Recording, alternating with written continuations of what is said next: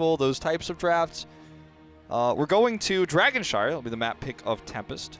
What are your thoughts on this one, G-Clef? Once more, and I think now that Tempest, because they out-rotated basically, starting from game number 1 and 2, their moves and way they rotate around the map, each battleground back in Braxis and also Infernal Shrines, were just outsmarting, out-rotating Mighty the entire match tonight. I think they want to show the extent of what they can do in game number 3. I think that you're on the money for this one. The question for me, obviously, going to this draft is going to be, is this map small enough to see Garrosh play, or will we see it teched in as an anti-dive countermeasure? I suppose we'll have to wait and see. Excuse me, wait and see what Mighty first picks before we can know that for certain, as it will be their first pick. I want to see a series between these two, and I can't point fingers at the role swap yet because we haven't really even seen that much of their swapping so far. With Nasong and Joker, of course, the role swap there. So, sure, I mean, there was a lot of role swapping going on in game number 1. Game number 2, we saw Nasong on the Tassadar, but Garrosh's first ban. This will be his first time actually being banned. That will leave at least Genji or Illidan open. I think it's a smart tactic because Garrosh seems to be so strong against those heroes. Okay. So now they get Ariel. It's like, if you leave us Genji, then you have to play against Genji without Garrosh. If you ban the Genji, then we get the Ariel.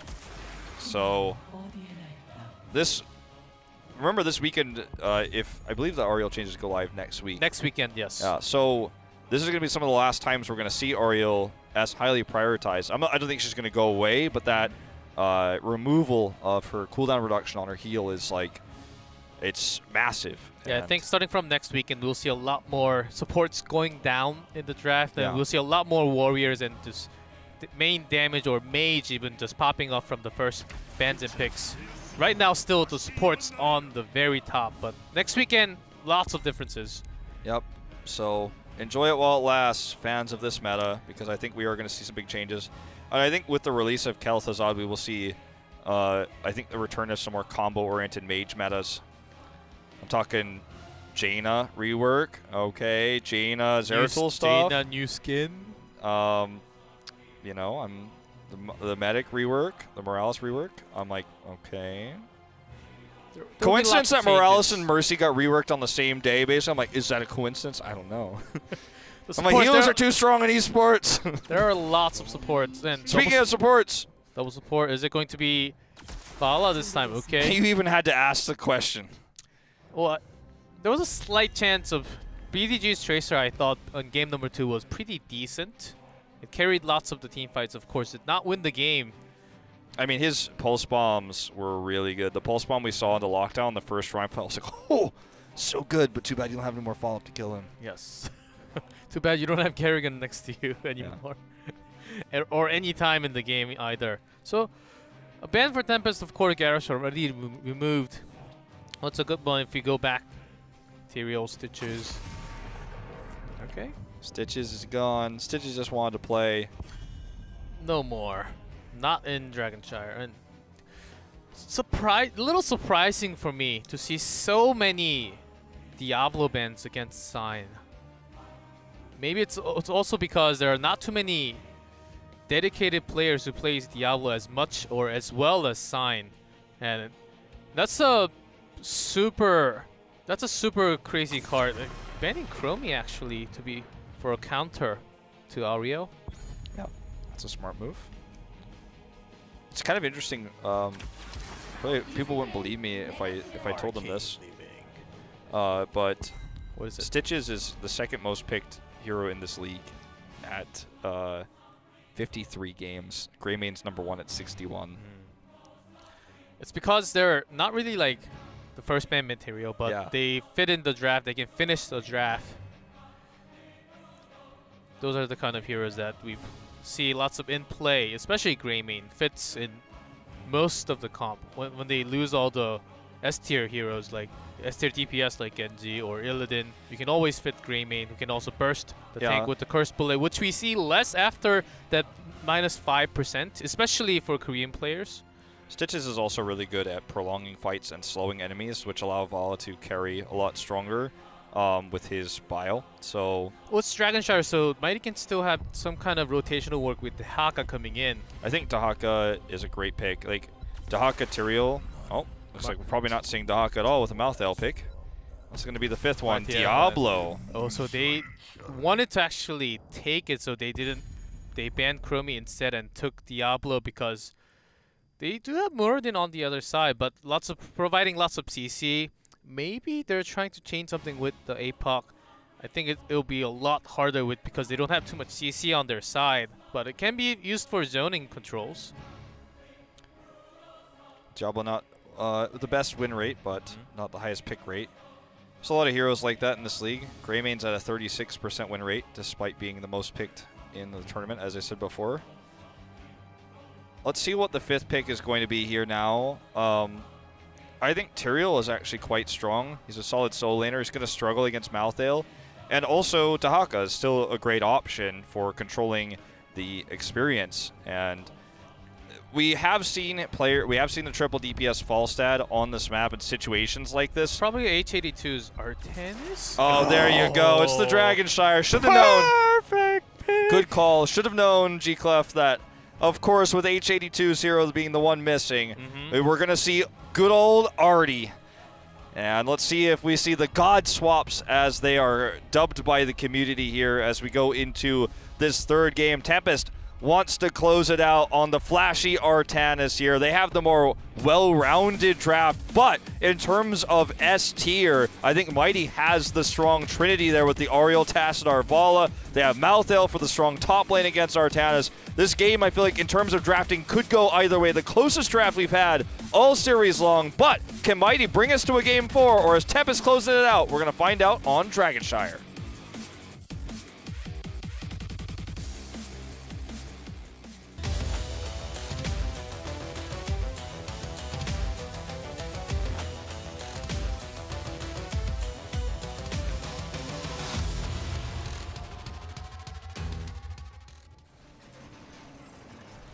Mighty has Joker on Tastar, BDG on Malthael, Good on Diablo, Nasong on Vala, and Magi on Ariel. Well, that's a totally different flex than what we were supposed to see. And in red, Tempest, Hyde on Luther, Honkana on Greymane, Lockdown on Liming, Sign on Muradin, and H82 on his Artanis. So Magi is going to be playing support. Artanis, it doesn't feel like it's a perfect pick, but it's more for the camps, the rotational work, which I think they will prioritize against Mighty, and they've been having lots of rotational problems. And if Tempest, they can get the camp started with Artanis's opponent there. Oh, there's a good swap. There's the first one. Look at that follow-up stun too. Oh, look at the protection coming out with Honkona. The armor is there. I was surprised that Good dove in with that, with 30% HP onto himself. God, has Sign missed a Stormbolt today? Like, what the hell did I just see? What in the world? Okay, Tempest, slow down, all right? Like, I actually only have, you know, so much I can take in a series where I'm watching these. Like, my jaw dropped when I saw the Stormbolt, and before the second I saw the orb coming out over the wall, wow. I just didn't even want to speak. I wanted to hold the silence because everybody in there, everyone watching at home, everyone watching on the Korean stream, everyone held their breath in that moment, knowing that that was the most beautiful thing we've seen all night. It was the Stormbolt at the perfect predictive angle, and then the follow-up shots over the wall to get the kills. I'm pretty sure 4,000 people dropped their jaws after watching that lockdown. Predicted skill shots there. Please don't blame Blizzard for breaking in the bottom of your chin for this one. It was the blame all rests between Sign and Lockdown here. H82 is going to hold this one. He's going to go for the squat. There's no one mid though, so can't actually hold on to it. So let's talk for just a moment here about the role swaps. Nasong is a main support who's trying to be the main tank, who's now playing the hyper carry. There's clearly some miscommunication as to who should play what on the composition for Mighty, because Good is also supposed to be playing Malthael. He's the Malthael player, the solo laner, so he's playing tank. I mean, this is disjointed. No one's playing their roles. And as I said, in terms of Korean history for Heroes of the Storm, back since 2015, Role swaps like this have never been successful for a team. Saying, okay, everyone can play everything. You know, like Crowan's playing Muradin like an NA. No, that never works in Korea. It never has. And I worry for Mighty because they had such a great showing. And this is still just their first match in Part 2. And especially because they almost made it to the Eastern Clash. Yeah, that's what I'm saying. Like, the play that we saw against L5 in that final match leading into playoffs, and the play we're seeing right now, the gap is wide. It's vastly different. Oh, he missed a Stormbolt. No longer 100%. Feels bad. I think it also has to do with something going on in the team and really not really finding too much practice time. I think that's a big one coming in. But they have a decent team coming. I think it's still possible. Look at this rotational work coming out from Greymane, and of course Mighty has the control, but Sonic can stall this time for a while. And if they have the camp on top, and that's when the real rotational work will come in for Tempest. Yeah, Honkono is tapped. Is going to go ahead and heal up right now. And HA2 is dominating that top lane because of the camp you mentioned. Mighty doesn't have the resources available to go clear theirs, so they kind of have to sit back and defend for now. Good is not able to get picks. Remember, Good is a ganking type player. That's why he's so good on the Zeratul. But on the Diablo, you can't make these plays alone. You need your team to be rotating with you. And if you look at the minimap alone, you can see that kind of there's not really communication on the side of Mighty as to how are we dealing with this top camp. Their solution, planned or no, was to try to do similar damage in the bot lane, but against 2v2 with full ammo on these cannon towers. Okay, one's out. My bad. But with full cannon towers up, they'll never be able to accomplish as much damage as what's going on in the top lane. Diablo's trying to get picks onto Muradin in the mid lane, and he's not even alone anymore with the Greymane rotation down. So the early game here is already kind of disastrous for Mighty, but they do prevent Dragon Knight takes, and I think that's the big takeaway here. They got Martial and both Diablo to have solo lane, top, and mid. They wanted to have the Trinity push as strong as possible on the bottom lane, but because Martial was losing so much on the top against Artanis, oftentimes from camp also, Sign coming in, they could not really push too much on this bottom lane, and the support is still holding up strong. Okay, but this is a really good position for them because Artanis is going to struggle 1v1 against Malthael, and Good will zone Sign away. And finally, maybe it's not in structural damage, even if BDG dies, it's worth it. Maybe it's not in structural damage in the bot lane, but that pressure with the wave clear there, with the Trinity you were talking about, finally gets them something. It's not the same structural damage, but it is going to get them a Dragon Knight. They got something, but they are losing more from what we see. 3. And Magi just stalling time, and Dragon Knight is pushing, and this came in effect as with the Stukov patch, but just mentioned in this patch note that Dragon Knight is a little bit tougher. Yeah. Now, a little bit stronger on this map, so.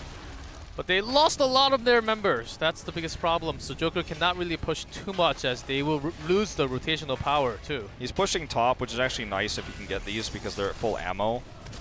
And so, you know, you basically when you grab these, you get the EXP from them, and you know, you're always losing that lane so far because of the rotation up from Honkono. So you end up having this situation where you at least got these two down. The toughest ones are going to be killed lane-wise to kind of even up the lane pressure there. So I like how they use the Dragon Knight, all things considered. And Honkono's actually not doing his signature builds today, by the way. He's doing only cocktails. He's normally been doing the Wizened Duelist, but today he's playing it a lot more conservatively, as we saw that adjustment in the Eastern Clash. So we give respect for that. Good boy, Honkono. Yeah. He's listening now. He's listening. They put the Honkono on the leash, and he's just playing standard now. Strafe coming out from Vala. I guess they wanted more damage along with Martial was diving in. I guess Strafe you can chase and do more damage along with the dive? Not really sure, because when they're focusing Vala, Vala does not have too much escape. Of course, Crystal Aegis can provide some protections, but once that is out on cooldown, that will be a big problem for Vala. Okay, here comes the first strafe of the game. BDG wants to go in with this, but unfortunately, look at the positioning here of High. That could have been a potential stun there into some Leeming resets.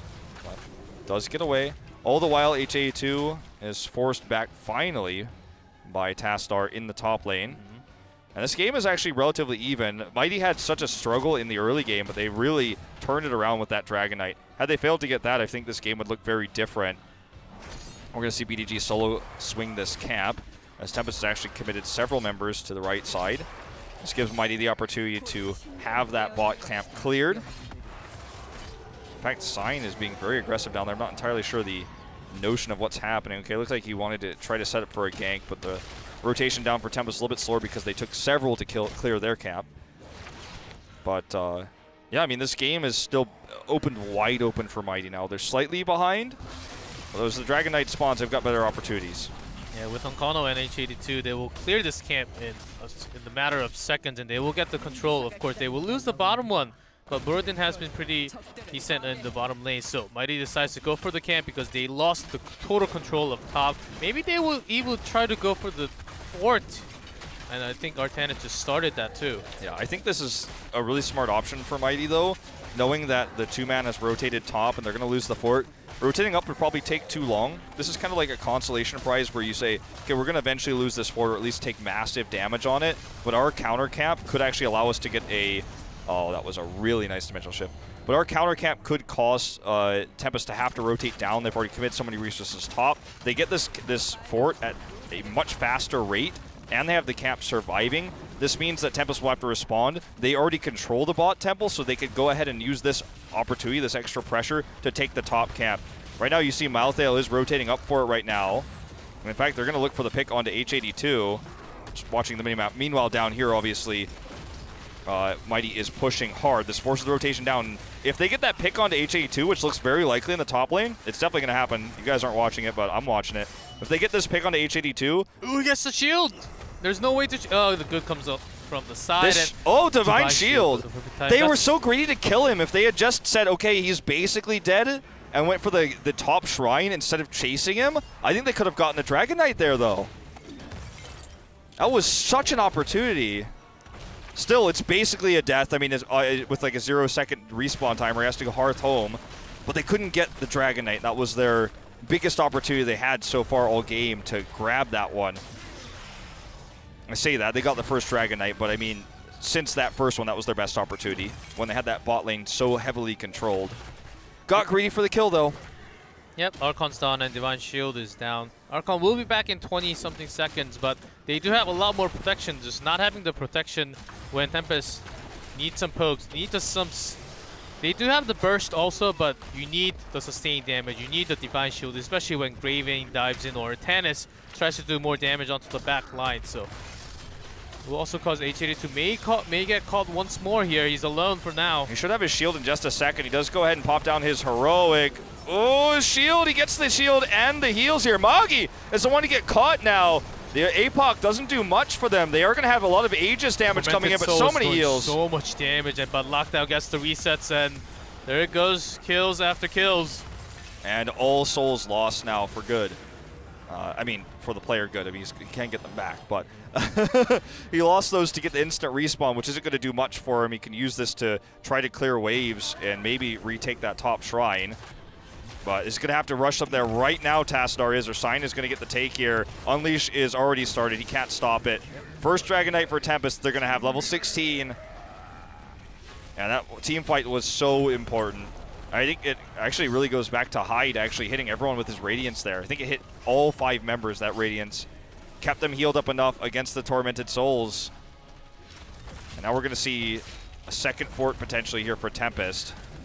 Artanis and H82's Artanis is brilliant, I gotta say. He survives, and oftentimes, well, Hyde had to come a few times to save him, but his play, just knowing and understanding the hero that much, I don't think we have any other Korean player that knows how to play Artanis like that. I mean, I don't think there might not be another player in the world that knows how to play as well as he does. I mean, a lot of analysts worldwide are saying that he is the best Artanis, and I think until someone steps up and has a repeat performance as well as he's had, especially on Dragonshire, then I think the statement still stands for sure.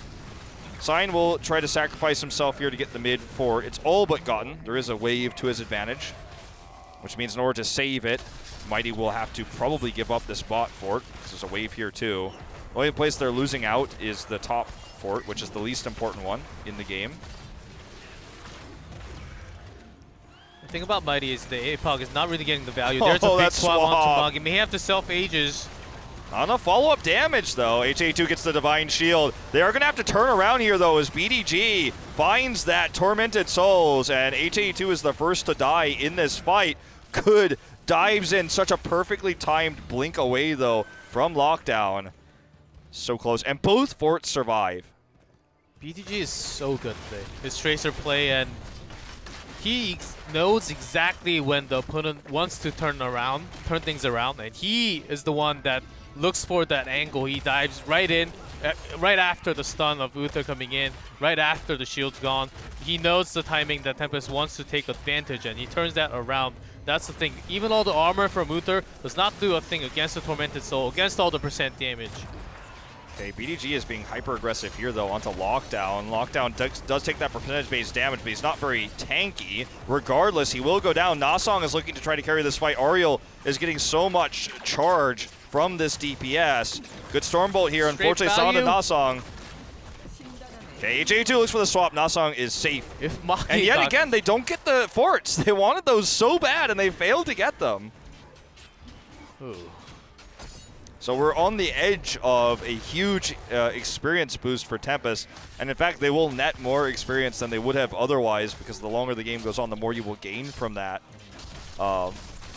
So we'll see if that helps them get 20 first, very likely. Even though Mighty is winning a lot of these fights and these exchanges, they still have not really put a dent into the top fort, the mid fort, and they're about to be fortless.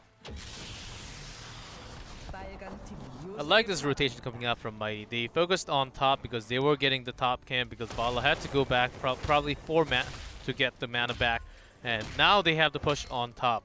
And they've been really focusing on the top fort for a long time, which if they take the top fort down, they can have a better rotation with Martial just going up top. They need to be careful about this rotation. Mighty's waiting for them. This was such a sick bait move, but fortunately was scouted out very early by H82.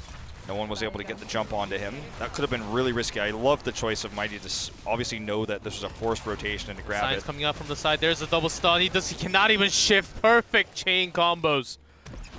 Nicely done. Ooh, that was a close call. HA2 nearly gets another one. Both forts are down now, finally. The minion waves that they prepped did finally take those down. So they are just really a stone's throw away from level 20, those heroics.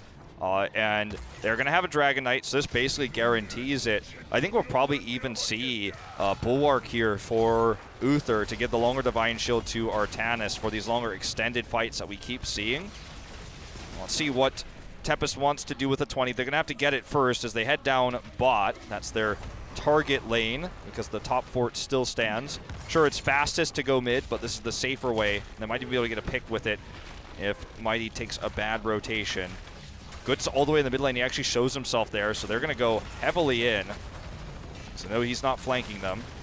And they're 20 now, so Mighty, if they overextend just a little bit, they will get punished for it. H82 still on the Dragon Knight. Actually cannot force a swap because he's on the Dragon Knight for now, but... It's going to be redemption for Uther, in fact, at 20 instead. Rewind for Muradin, so that's a huge power spike. All right, Aegis has popped early, but she's not going to live after that. A little late, actually, and Divine Summit nicely done by Lockdown. Repulsion actually helping the team, forcing BDG Sign wants to go back in. Wants to land on those Qs, man. He's been cresting all that damage too. I'm pretty sure it's over 20 stacks now. It's kind of funny how I said Aegis was early, and you say late. It was late on one way because it definitely didn't save him. It was early another because they forced it to be self-cast instead of used for protection onto Nasong. That's right. But now doesn't have it available because Ariel is dead. The keep is down. Fighting against this, even though Tormented Souls is on cooldown now, I think is a very risky idea for Tempest. They only got the one pick onto the support. There's still a lot of DPS. Back off, take camps, further that bot pressure. When the shrines come online, look for the next Dragon Knight. I think that's the better path here. And even though it does leave the opportunity for Mighty to get 20, they're going to be 20 with the keep down. So I think this is the safer, better way to try to close this series out. Yep. Tempest is just holding this game, and they're controlling everything. It's like this game is in their hands right now, and Mighty, they're falling apart piece by piece, but they're still together. They still have a chance. They can soak for 20, and BDG can make a super crazy play, just ripping all the souls of Tempest. I think that's still possible, but the lack of CC chain from from the APOC from Diablo. I think that's one of the biggest thing. And BDG, if he gets caught, or there's a dive from Sign. He has so 5 seconds on Tormented Souls too. Could have used it if he had it, but he didn't. APOC is actually... So many heals on the Nasang. He lives here, actually. Hyde is in trouble. He goes down. He has Redemption. Will he be able to keep his teammates alive? No. Doesn't get the heals onto H82 either. And this is a one fight for Mighty. Tempest overextending your Hyde with the Redemption. Tries to use it to kill Magi. He essentially dies twice. That Redemption cooldown's longer than his death timer is. Speaking of death timers, that's going to be extended as he stays there in ghost form, accomplishing nothing. This means a Dragon Knight for Mighty. They have opened this game back up, and you have to imagine they're going to take it bot lane to go directly for keep, trade keep for keep. Getting the forts in mid isn't going to do much for them in terms of experience because we're really just talking about post-game 20. They will catch up anyways regardless because of the keep disadvantage in that scaling. So they need to take this Dragon Knight and they need to take it directly bot. They need to destroy the keep. That is their objective now. As Heroics come back online, here comes the Unleash. And they're going to head bot with this Dragon Knight. If they go mid, Tempest is going to be very happy with that because it'll burn so much of the time of this. Lockdown, greedy positioning here. He just wants to burn that health. Nice touch here for BDG on that mirror ball. And here we go. This is a keep, potentially a core if we have a good fight. 20 seconds until APOC. Archon's used, but it's the Twilight Archon. Uther is still not there. APOC. There's a use of good code just diving in, so they want to have this engage. Lockdown doing so much poking from the side. Good. Side taking a lot of damage from the from here though. Could already used his bolt. He's going to go ahead and go in here to look for the possible hard engage. APOC's available now. Here's the kick. Sign is all alone over here with the APOC, and Twilight Archon's helping keep him alive. Joker, that is, he still survives. Divine Shield having to be used onto Muradin. BDG very low on health on this Dragon Knight. Sign is going to go down. BDG can look for the hard engage here now. With the Tormented Souls as soon as he pops out. This is a huge opportunity for Tempest to end this game. Joker maintains the Twilight Archon. BDG, here's going to be the pop out. Everyone is split against him, knowing Tormented Souls is available. And that will be Twilight Archon still there. H82 could not really hit a good They might be able to there. end this. They might just be able to end this regardless. They can't hard engage because of the Tormented Souls that are available here. Here it comes. BDG's going in. Onto Hyde. The core is going down. Core is going down, and they have more than enough damage. There's a Aegis to save their team, and that's going to be Core. That's going to be game number 3, going to Mighty. Finally, they bring a game for themselves after a hard 2 games. After a break, they got through a draft. I thought it would be a lot harder. Tempest, they fell after BDG, the god, diving in. Martel just so OP after watching that team fight. He was the only one doing so much damage. I don't think Vala did too much damage. It was all BDG just diving in. BDG was the star of that game, and we were talking about role swaps and how